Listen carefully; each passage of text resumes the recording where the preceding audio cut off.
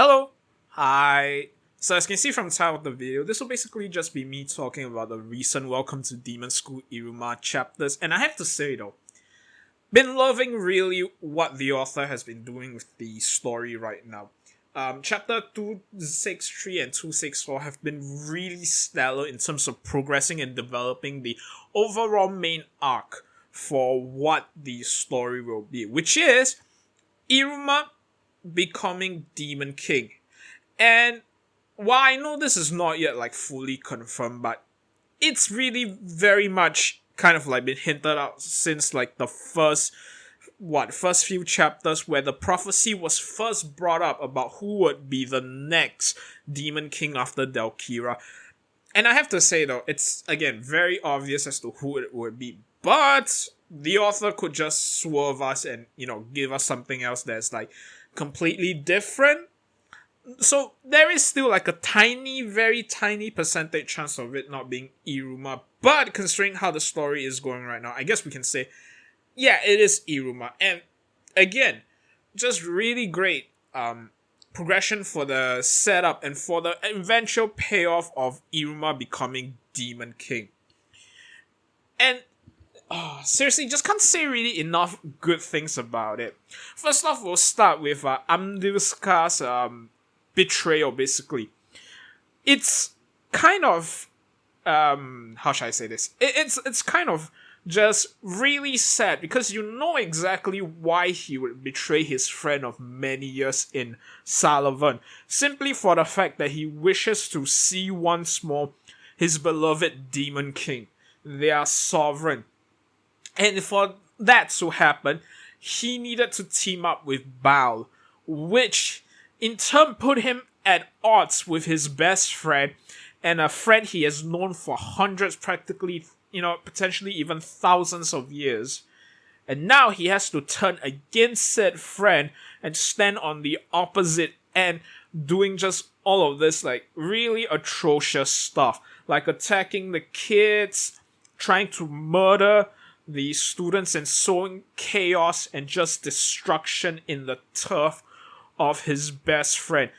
And it's just like, it really does make him feel like scum and trash, which was why he told Sullivan that he didn't want to fight Sullivan and just potentially continuously doing such horrendous actions, because he understands and he acknowledges that what he is doing is not right. It's not cool.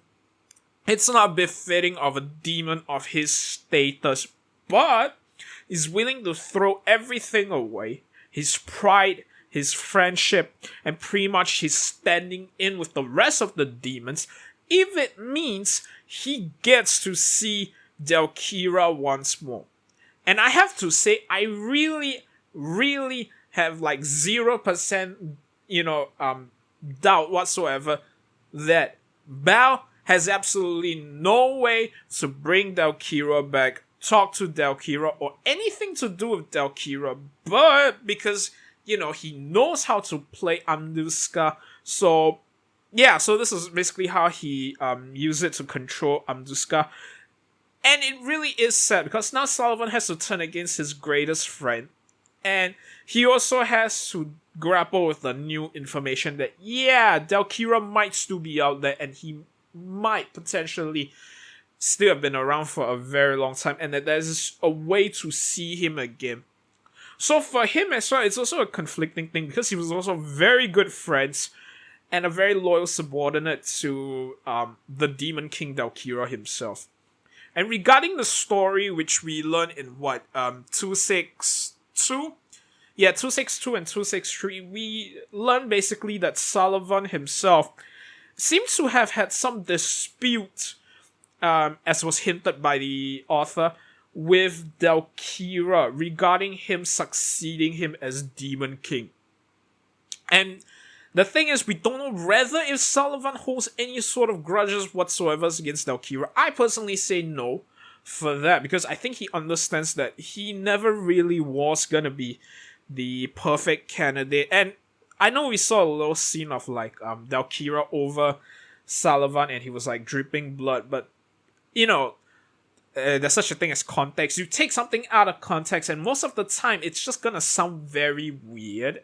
So I'm willing to pass and give a fact that yeah, that was actually not what was happening about, Delkira saying Sullivan's not fit to be Demon King and so wound him or anything like that. I just think it really is, right, that something happened which caused Delkira to speak with Sullivan and inform him that, yeah, you just really, after this, you're just not really suitable for Demon King. And even more than that is, I have a prophecy that about who it was and who it will be to succeed me, so And I don't think Sullivan himself really would hold that much of a grudge against Delkira for not being the next king. I mean, like, yeah, I just don't really see that. Even a young Sullivan, he just never really seemed to have shown that kind of personality or that trait. So yeah, I really can't see him holding any sort of like grudges against it. But definitely the way the guy insulted him and Delkira, his relationship with Delkira, yeah, I'm pretty sure that was actually what made Sullivan himself snapped at having to be talked down in such a way and have his friendship with Delkira, like, really, like, what happened between them smeared and tainted by what he said. So I understand why he would snap. But anyway, seeing, like, how, this whole thing played out in the chapters, like, in the past few chapters, we see now Sullivan is going to start taking a more active role towards dealing and squashing out the Six Fingers and those who are like behind them, the Demons of Origin. So I'm really interested potentially to see how like it would further play out in terms of how Sullivan would go about this. And from what I can gather from how the author has written, right, it seems he will most probably be bringing up to the other two heads of the other two schools as well.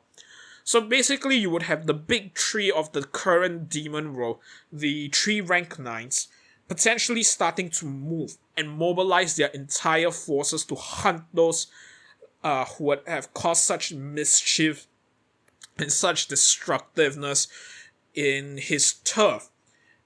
So yeah, it definitely is going to be cool. So I really kind of like predict that in the coming chapters, you will basically see a massive war between Sullivan and his forces against Bal and his forces.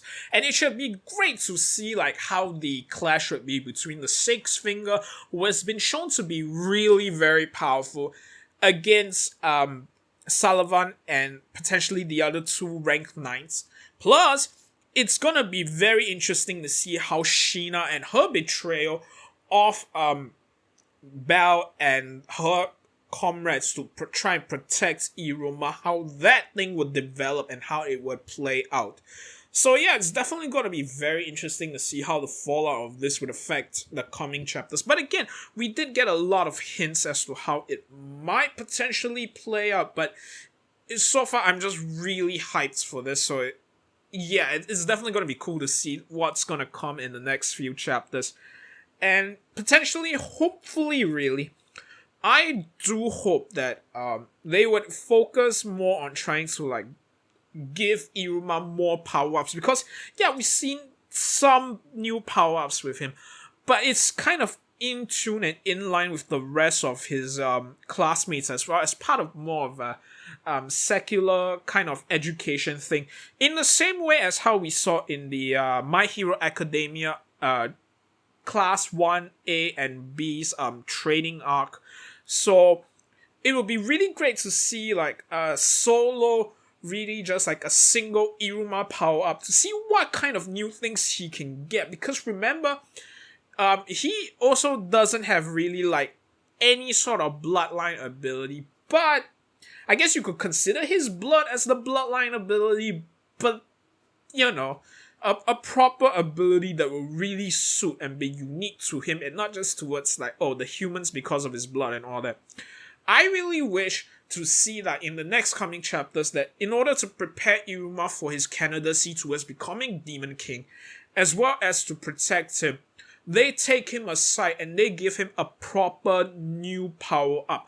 Maybe even teaching him how to fully like control his okay, maybe not control because that's a magic from Ali, but maybe give him some way to really tap in and access towards his like Irumin ability, because that would really like be very cool to see him like have this ability to switch in and out, and like very different between the two of them. So how it could go about this would be in his normal state he will be full defense, but in his Irumin state, because he's more of a aggressive guy, it could actually give him potentially more towards attacking abilities and boost him up in such a way that it'd be really cool to see. And besides, more of Irumin is very cool because I really like that version of Iruma, and I think it's just really very cool.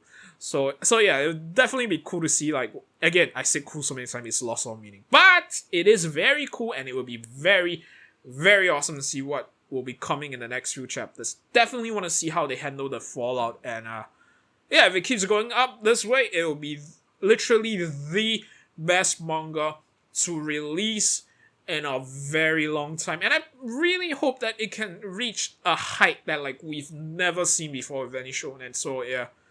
Yeah, definitely is great so far, and really love how the story has been playing out, and hope to see more in the future, and definitely hope to see more quality stuff. Well, anyway, thanks for listening to my rant, and I hope to be able to see you in my next video. Thank you, and bye-bye.